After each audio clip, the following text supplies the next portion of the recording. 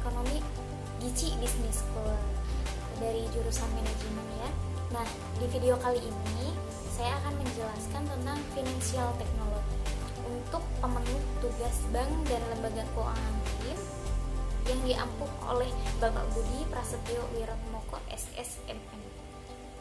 Tonton terus ya sampai habis dan jangan lupa like, subscribe, dan tax adalah jenis perusahaan di bidang jasa keuangan yang menggunakan atau menggabungkan dengan attach juga dapat diartikan sebagai segmen di dunia startup yang membantu untuk memaksimalkan dalam penggunaan teknologi untuk mengubah, mempertajam, atau mempercepat berbagai aspek pelayanan saat ini.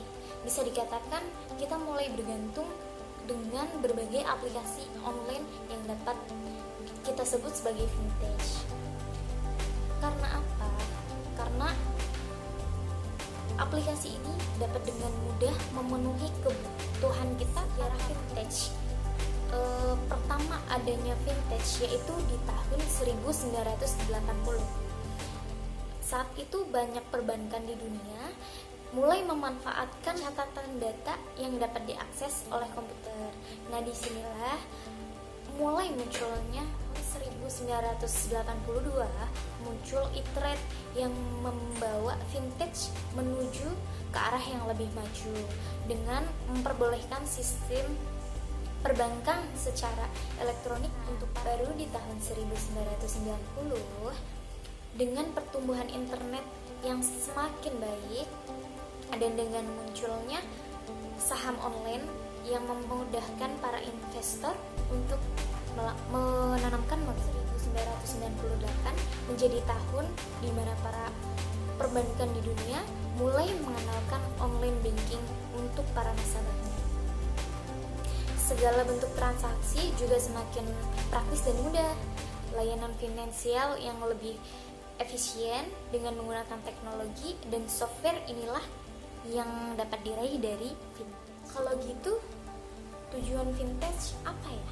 Salah satu tujuan vintage itu sendiri yaitu untuk mengurangi biaya infrastruktur lembaga keuangan, tidak perlu memiliki jaringan cabang atau kantor atau karyawan dalam jumlah yang banyak untuk melayani pelanggan pada semua jenis.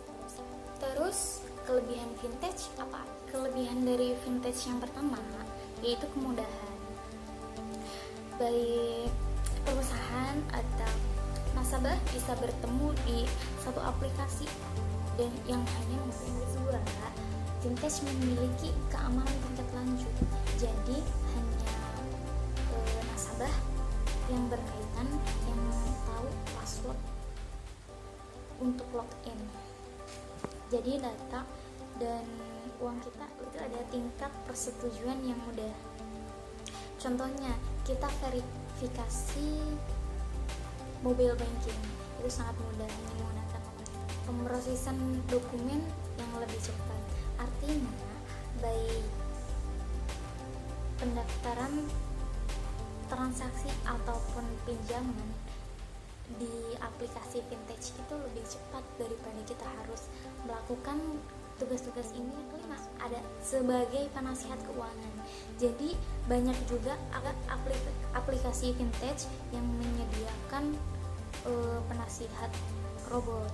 Memang lebih mudah dan murah, tapi hasilnya tidak semaksimal ketika kita datang langsung kepada penasihat keuangan. Yang aplikasi vintage membuat laporan keuangan secara otomatis.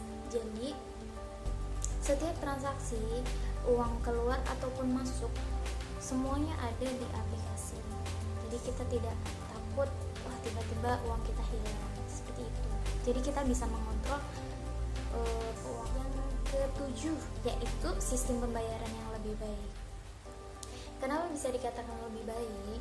Ya karena dengan menggunakan aplikasi vintage memudahkan kita untuk melakukan pembayaran.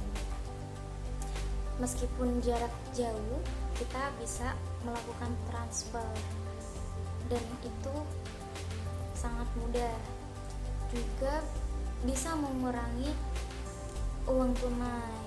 Kita akan kerepotan dengan kembalian yang receh-receh, apalagi kalau belanja di swalayan.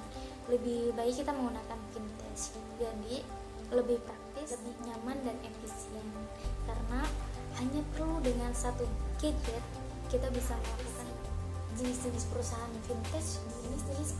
vintage di Indonesia. Yang pertama, menurut OJK atau Otoritas Jasa Keuangan, ini terbagi menjadi dua, yaitu Vintage 2.0, layanan keuangan teknologi yang dioperasikan oleh lembaga keuangan. Contohnya Bank Mandiri Online, BNI Mobile, BCA Mobile, yang dikeluarkan oleh masing-masing bank, yaitu Mandiri. Vintage dapat mempermudah kita untuk memenuhi kebutuhan kita. Lalu ada jenis-jenis perusahaan vintage di Indonesia menurut FBS atau Financial Stability Board.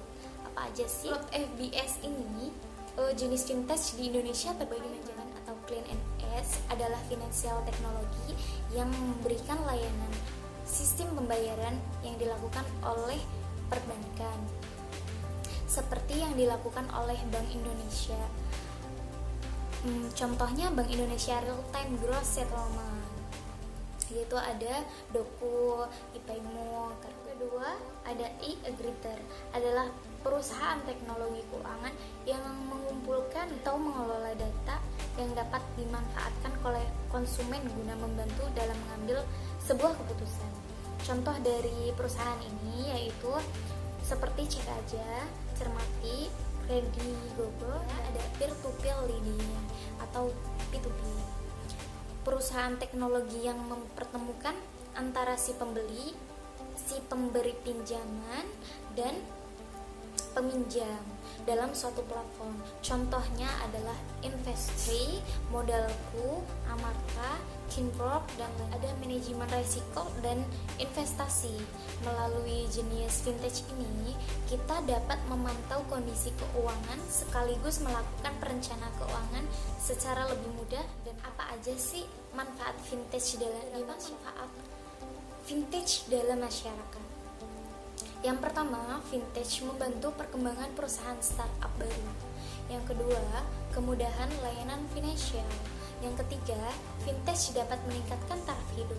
Yang keempat, vintage dapat merangsang angka perkembangan Bitcoin. Nah, yang kelima, vintage dapat mengurangi jumlah pinjaman yang berbunga tinggi. Nah, yang keenam, mendukung inklusi keuangan.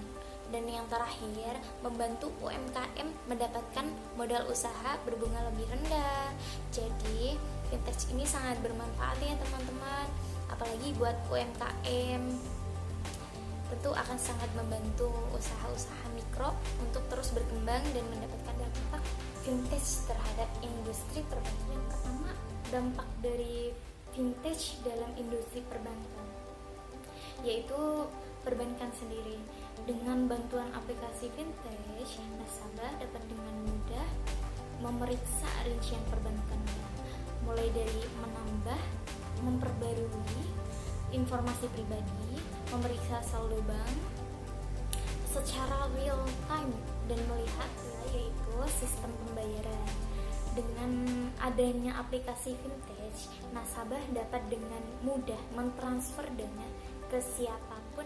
Nah, sebagai penasihat keuangan, aplikasi vintage juga dapat membimbing pelanggan dengan keputusan keuangan mereka dan membuat penggunaan dana menjadi lebih baik menggunakan AI atau kecerdasan buatan dan teknologi. Terakhir, ada kenyamanan konsumen dengan mengotomatisasi sebagian besar proses perbankan dan menambahkan kecepatan, transparansi, dan keamanan pada aplikasi vintage.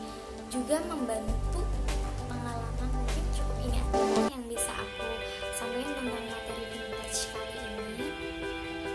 Terima kasih buat yang udah nonton sampai habis. Pokoknya thanks for watching.